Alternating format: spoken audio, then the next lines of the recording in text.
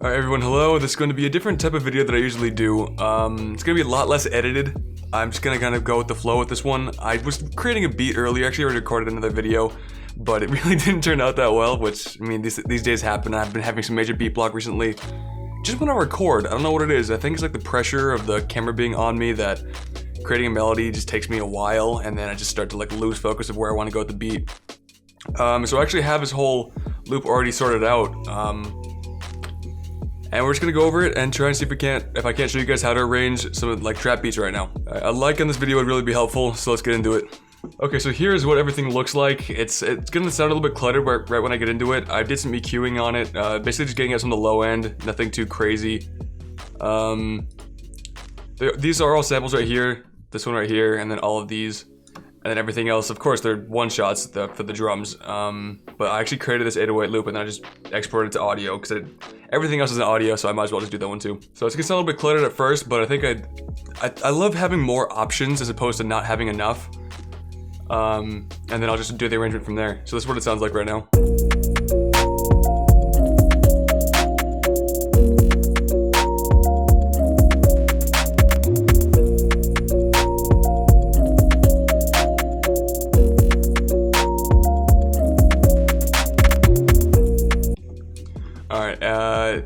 So yeah, it's pretty simple.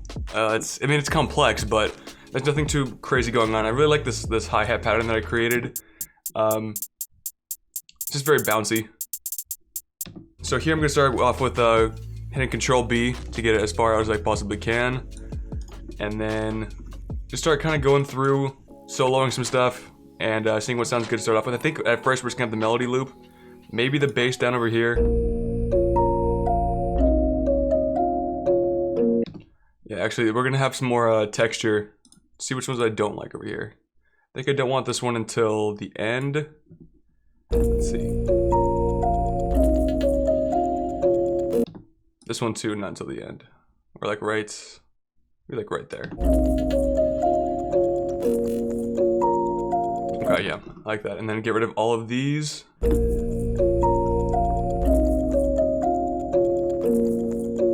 I think for the drop, I don't want it to be right here. So I'm gonna get rid of all the kicks for the first 8 bars. Same thing with the hi-hats. Yeah, I like that already. Oh, also the 808. I'm actually gonna be planning on putting this one on my beats page for selling.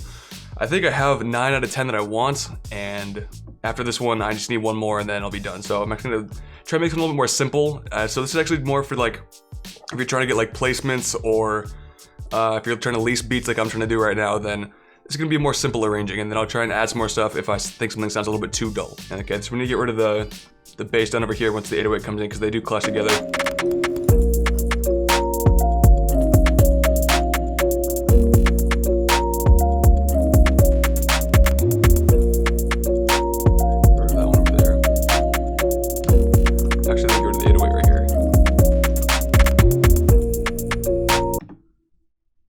These. Get rid of those. There we go. Then the last ones, I'll get rid of all of these completely. And then also, guys, got rid of that snare just because I kind of like doing that. The last snare of a 4 bars, just getting rid of those, and then maybe just have that as the. Yeah, that's good. Okay. I think for this, I'm gonna want to get rid of all of these. I want the hook to be pretty clean. Except maybe this high end over here.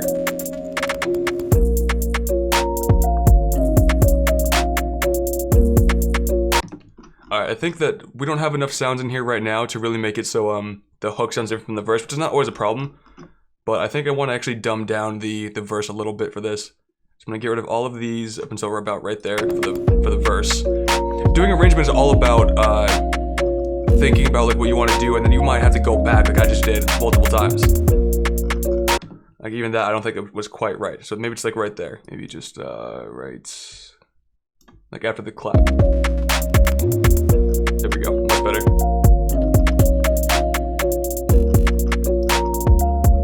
Alright, that should be good.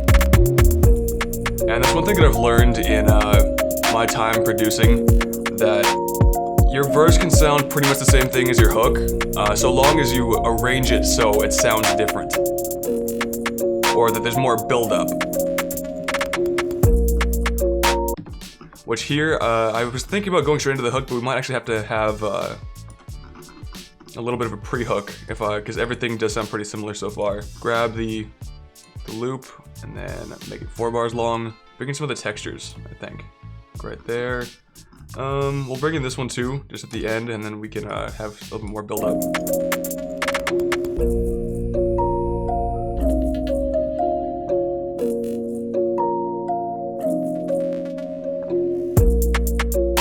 There we go, and I think now that sounds like a hook. See, it's not always about what you put inside of your hook, it's all about how you get up to it. I think that's the main important thing that I've been learning in my journey recently.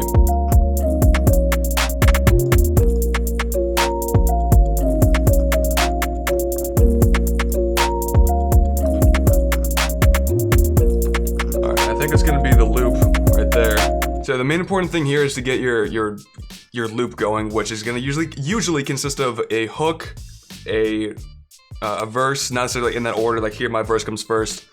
I have a pre-hook here, which also could be seen as a bridge, but it's only 4 bars long, so I really think that a bridge should at least be 8 bars, and a hook. So once you get all that done, I don't really I don't start looping it until I've really been, like, I'm happy with the loop that I have. So now I'm gonna go over here and try to see if I can't find any more, like, tension that I can create in the drums or anything like that. I think the main thing that I wanna play with is the hook over here. Yeah, the verse sounds fine. I just wanna go over here and mess with the hook a little bit.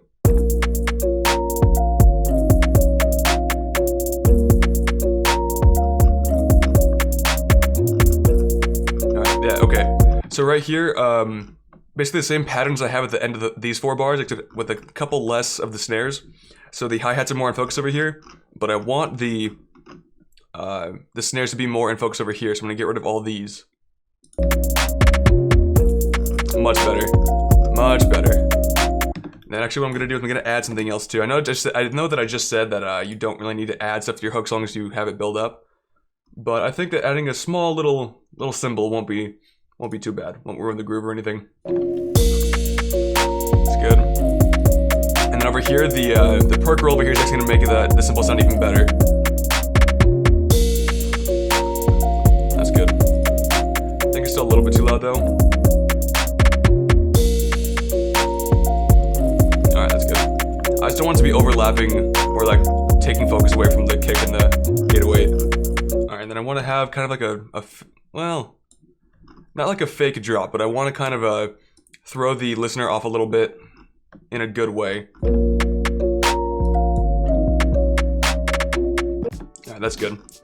Maybe even some of the hi-hats over here. That's another thing too, like, you can make like really boring drum loops sound more exciting just by doing some more like arranging to the point to where the listener's not going to expect something to happen. Like right here, you'd expect the drop to happen at the end of the last 4 bars, which of course you can have a 2-bar transition too, but here it's gonna sound like it's dropping right here, or that's what the start of the verse is going to be. But we have no bass over here except for the 808. We have no kick, which is the main thing that which I feel like is really going to bring the verse in. So once we loop it on over again and we bring in all the drums over here, it's going to sound like the verse is starting here instead of where I'm pretending it's going to be over here. It's really weird to explain. I might even actually do it a little bit more than that and put that right there. Get rid of these.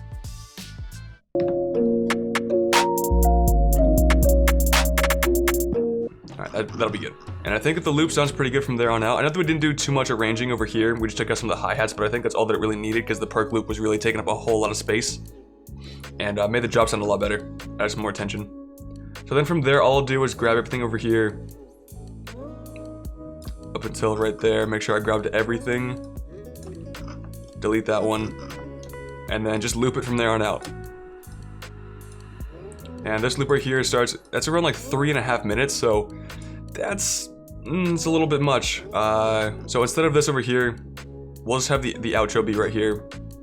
The final 8 bars.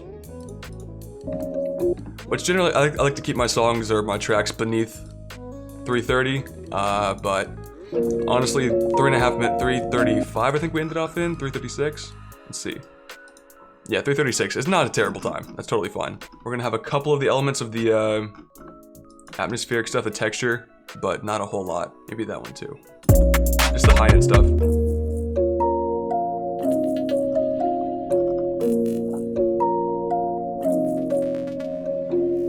Actually, I think that ends off pretty perfectly after 4 bars. So get rid of those, and this one right here up to like right there sounds good. That's good. All right, cool. We can actually add a little bit more over here too. If we want to have like that riser go in reverse, just have to hit make unique. Might sound pretty good, but I might not use it. We'll see. Reverse it, but it's pretty much like anything that you do reversed into something else leading up to a drop. Usually, like 99% of the time works. All right, then I think what I can do is pitch this one down. It's at like 3 semitones. That's good. Like that. I add just like a couple of these over here, just for the sake of it being funny.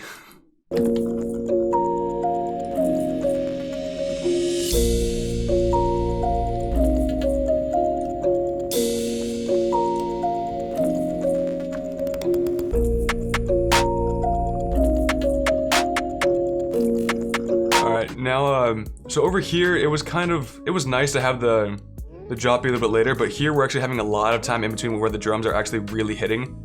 So I'm gonna go ahead and bring in the 808 now on this side. And this is the whole part about variation that feels very important when it comes to arranging.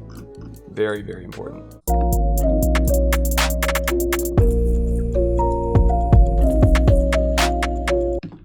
And it's a little bit too long without the hi-hats right here too, so I'm gonna go in over here and grab the first, was it the first 8 bars? Yeah. There we go.